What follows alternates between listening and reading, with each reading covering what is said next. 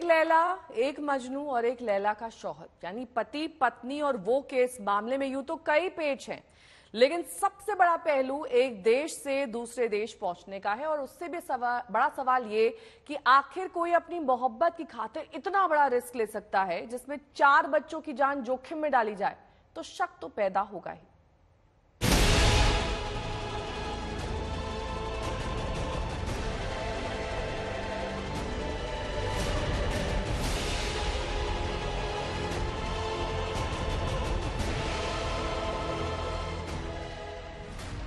एक आवाज सरहद के उस पार की थी और एक आवाज सीमा के इस पार की। और आवाज ने प्यार से आवाज को आवाज दी और फिर सरहदों की तमाम लकीरें मिट गईं। तो मैम हमने ये क्या कहते हैं सोचा ही नहीं था कि हम यहाँ तक आएंगे, इतने वायरल हो जाएंगे। हम तो एक आम आदमी की तरह यानी कि जीने के लिए तैयार थे ना, हम यानी कि आराम से रहते। हमें कोई ये ज़रूरत नहीं थी कि हम इतने वो क्या कहते हैं सोशल मीडिया पर छाएंगे। पहले इनसे मुझे प्यार नहीं था, पहले पबजी से प्यार था, इनसे तो बाद में हुआ। पबजी बहुत अच्छी लगती थी मुझे, आज भी लगती है। सीमा हैदर, वो नाम जो अभी तक ग्रेटर नोएडा में रहने वाले सचिन के मोबाइल में एक कॉन्टैक्ट नंबर था, लेकिन अब सुर्खियों का हिस्सा है। इस वक्त भारत में सबसे ज्यादा चर्चित है। कराची की सीमा और ग्रेटर नोएडा के सचिन की प्रेम कहानी से अब हिंदुस्तान की हर गली, हर मोहल्ला वाकिफ है। मैंने इंडिया का बॉर्डर क्रॉस करा ना, मैं बहुत खुश हो गई, मैं झूम उठी सच में। फिर मैंने कानों में हैंड फ्री लगा के बड़े स्पीकर में गाने चला के अपने कानों में बहुत खुश हुई मैं। फिर मुझे इतनी खुशी हो रही थी कि मैं इंडिया में हूँ। यहाँ ससुराल आकर कैसा लगा पहली बार आप जब पहुंची यहाँ दाखिल हुई? बहुत अच्छा लगा, बहुत मेरी इच्छा थी यहाँ आना। कहानी सुनने में एकदम सीधी लगती है।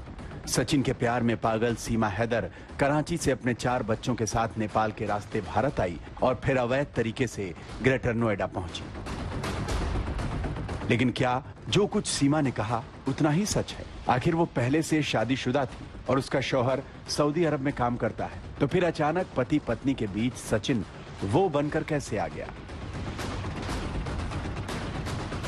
मैं मोदी सरकार को हाथ जोड़ के अपील करता हूं कि मैं सीमा का शौहर गुलाम हैदर, मैं मोदी सरकार को हाथ जोड़ के अपील करता हूं कि मेरे बच्चे पता नहीं कौन से गेम, पबजी गेम के जरिए उनको ज़हनी मरीज बनाया गया और उनको पाकिस्तान से ऐसा पट्टी पढ़ा के उनको उनका घर भिजवाया कि मेरा घर वाली है फरहान, फरवा, फरहा, फरी, तीनों बेटी।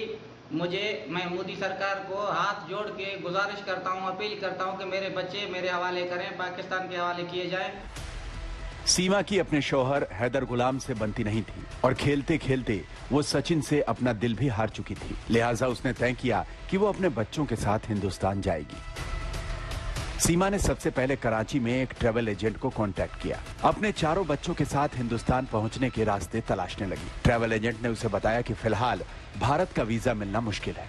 तब उसने सीमा को भारत जाने का दूसरा रास्ता सुझाया। ट्रैवल एजेंट ने सीमा को नेपाल के रास्ते भारत जाने की सलाह दी। सीमा मई के पहले हफ्ते में कराची से 4 बच्चों के साथ काठमांडू पहुंची। काठमांडू में वो पोखरा गई, फिर पोखरा से बस के रास्ते भारत में दाखिल हो गई। भारत में दाखिल होने के बाद वो सड़क के रास्ते से ही 13 मई को ग्रेटर नोएडा पहुंची। अब सीमा अपने प्यार के और नेपाल में सचिन से शादी के सबूत दे रही है। क्या सीमा के ये सब कहने से अवैध रूप से भारत में घुसने का जुर्म कम हो जाता है? क्या सचिन सीमा की शादी को कानूनी मान्यता दे सकता है? पाकिस्तान के हैदराबाद से आई इकरा को वापस उसके देश भेज दिया गया था, तो फिर क्या सीमा के साथ भी ऐसा ही होगा? इत्तेफाक यही है कि तब भी यही शब्द थे, पाकिस्तान मत भेजो, और अब भी यही दलील है। ये सिर्फ ड्रामा ही करें, दिखावा करें, कोई प्रेम नहीं है उनके इंडिया के लिए या मोदी जी के लिए या किसी के भी लिए। वो सिर्फ मुझे वापस बुलाएंगे, फिर जो मेरे साथ होगा वो मुझे भी नहीं पता कि मेरे साथ क्या होगा।